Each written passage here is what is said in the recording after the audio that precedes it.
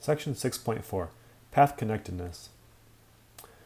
As we've seen, to determine whether a topological space is connected, we have to figure out whether or not it has a separation into two non-empty disjoint open subsets.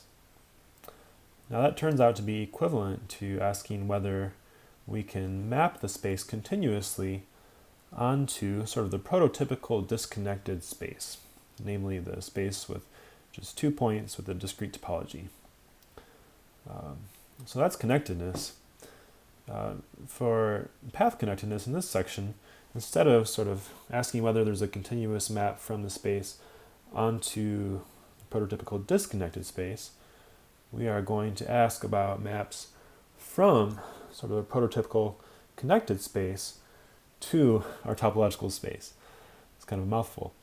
Okay, so if the prototypical disconnected space is just a pair of points, the prototypical connected space is going to be the closed line segment from 0 to 1.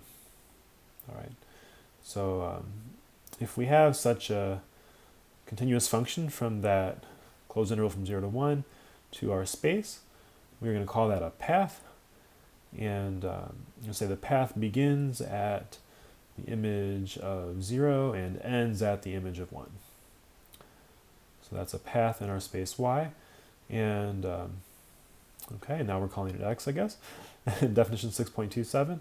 A space is path connected if for every pair of points in it, we can find a path from the first point to the second point. Okay, and as always, a subspace A of a topological space X is going to be path connected. If it's path connected in the subspace topology, it inherits from X. All right. Well, we are going to attempt 6.40 here, prove that the digital line is path connected. And so up here I remind you what the digital line topology is on Z.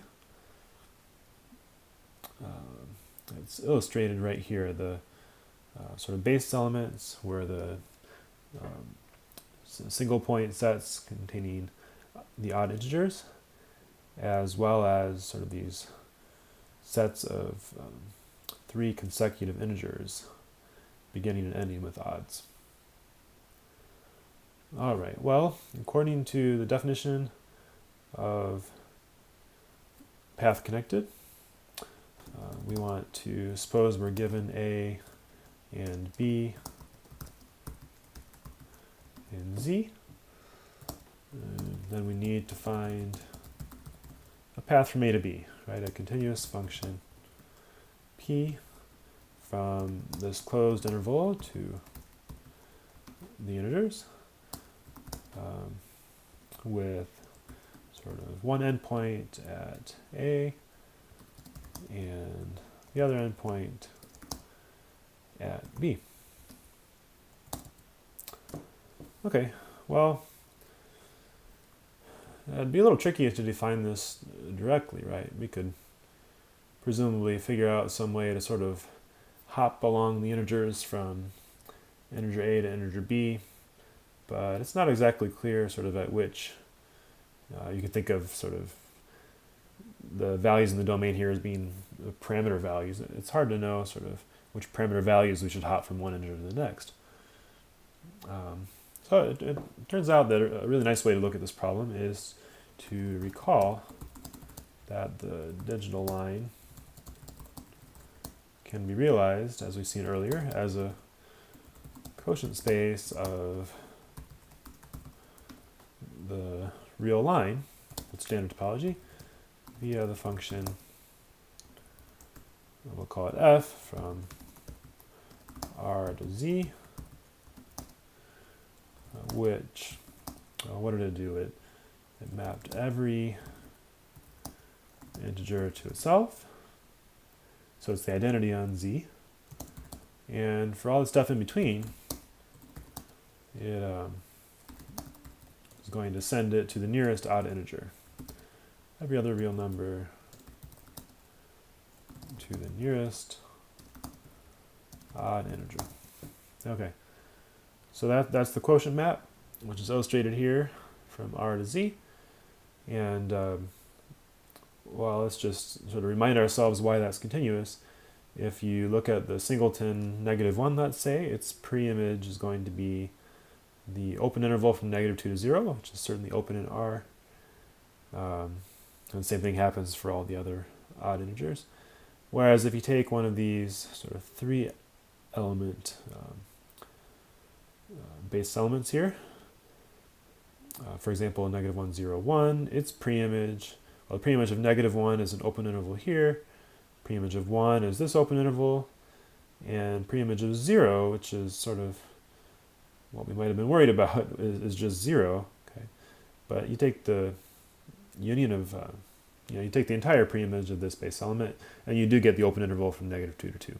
Okay, so the preimage of every base element is open, implies that this function is continuous. All right, well, what am I going to do with that? Well, I'm going to use the fact that it's really easy to find a continuous, well, it's really easy to find a path in R from A to B, right? We can just sort of do the standard thing. Doesn't look so good. Right, we want to map the interval from 0 to 1 to the interval from A to B. So you can just do that with a linear function, right? It has to pass through the points of 0, comma A and 1, comma B. And you know a bunch of different ways to come up with such a thing. Let's do it this way. We define P from 0, 1 to the integers to be right, okay. So before I tell you what G is, let me take a step back and say what I'm going to do overall. We already have this quotient map F from R to Z, where this Z has the digital line topology. And remember, we're trying to find a path from A to B over here. And so what we're going to do in just a moment is to find a path G. In other words, a continuous function from 0, 1 to interval from A to B in R. And then we can just compose that with this quotient map to Z. And the composition of these two continuous functions will be continuous. And that will be my path in digital line from A to B. Okay, so let me write down what I just said. We're going to define P from 0, 1 to Z to be the composition of F following G of the continuous function G from 0, 1 to R, and it's supposed to be G, which I'm about to define, given by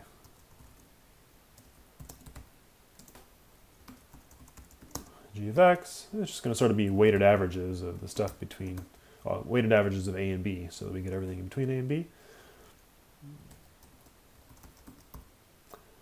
Sort of the standard way of parameterizing a line segment.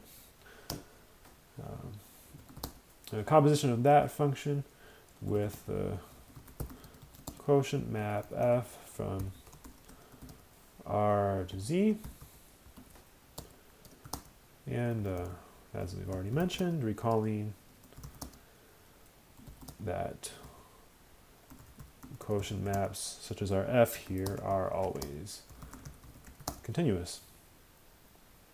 Okay, and I just need to sort of double check that this is a path from A to B, okay, in Z. So let's figure out where 0 and 1 map to under P. Okay, so note that G of 0 is equal to A. You can double check that if you plug in 0 up here. And similarly, G of 1 is equal to B. And so if I want to calculate P of 0, then by definition that is F of G of 0. And I just said that G of 0 is A, so that's F of A. 0 maps to A here, and then because F is the identity on all integers, and A is certainly an integer, F of A is just A over here in Z. So P does map 0 to A, And then we have the analogous calculation for P of 1. So f of g of 1 and g of 1 is b. So we have f of b, and b is an integer, so f of b is b. And we're done. We have found a path in the digital line z from any element A to any element B. So the digital line is path connected.